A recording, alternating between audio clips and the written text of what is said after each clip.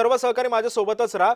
मी आता पुन्हा एकदा जाणार आहे ज्योत्स्नाकडे। ज्योत्स्ना, सध्या मुंबईची परिस्थिती काय आहे? कारण मगाशी तुझा आवाज काही तांत्रिक कारणामुळे तुटलेला होता।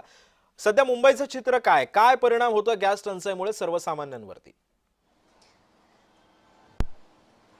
सिद्धेश अगदी बरोबर आहे. आपण सध्या एका चहाच्या टपरीवरती आलेलो आहोत, कारण आपल्याला सगळ्यांना माहिती की चहा एक अशी गोष्ट आहे जी सगळ्याच कामगार वर्ग असू दे, नोकरदार वर्ग असू दे, त्यांच्यासाठी ही गरजच असते. मात्र आपण बघतो की या चहाच्या टपरीवरती जशी पाहायला गर्दी मिळते तशी गर्दी पाहायला अजिबात मिळत नाहीये.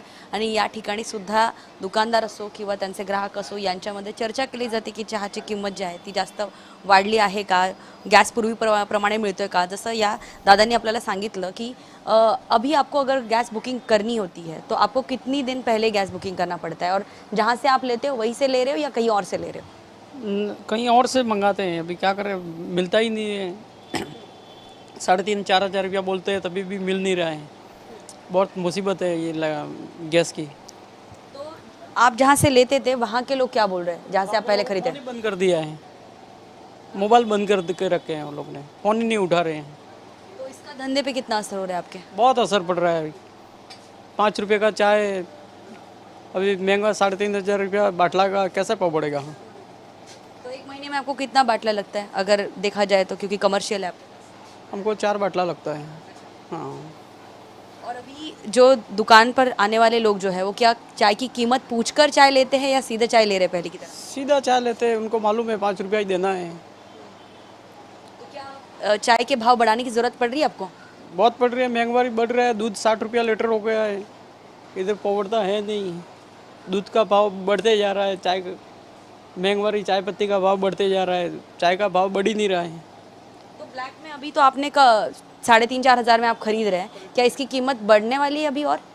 लग रहा है आपको? बोलते हैं ऐसे आपके आसपास? वैसा ही बोल रहे हैं, और बढ़ेगा और बढ़ेगा। काफ़ी सारे लोग हमने रेलवे स्टेशन पे देखा कि कई सारे लोग जो है वो अभी अपने वापस गांव जा रहे हैं, क्योंकि ये छोटे मोटे जो धंधे हैं वो नहीं हो पा रहे उनके, क्योंकि कई सारी दुकानें, छोटे होटल्स बंद हैं। बंद है ही है, बंद हो गया है, हम भी वही तैयारी में हैं। बंद कर दिया। हाँ, क्या करेगा, इतना महंगा लाके कैसे पवड़ेगा, नहीं पवड़ेगा, धंधा करना मुसीबत है। तो ब्लैक में तो आसानी से मिल रहा है आपको?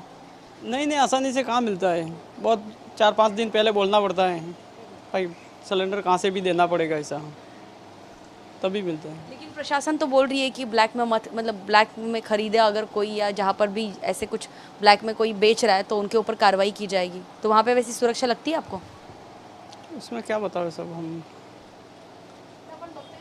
या ठिकाणी जे आहे की ब्लॅकमध्ये काही ठिकाणी जे आहे मुंबईमध्ये अद्यापही इंधन जे आहे ते मिळत आहे, स्वतः यांनी सांगितलेलं आहे। दुकान चालवतात तिथे, चहाची टपरी चालवतात, मात्र ब्लॅकने जे काही सिलेंडर मिळतात ते अक्षरशः रेग्युलर आपण बघतो की 1,700 रुपयाला जो व्यावसायिक गॅस जो आहे, व्यावसायिक इंधन जे आहे ते 1,700 रुपयाला बाटला मिळतो। आपण एकदा दाखवूया की कशा प्रकारे कमर्शियल सिलेंडर आणि जो आपला घरगुती सिलेंडर याच्यामध्ये काय फरक असतो।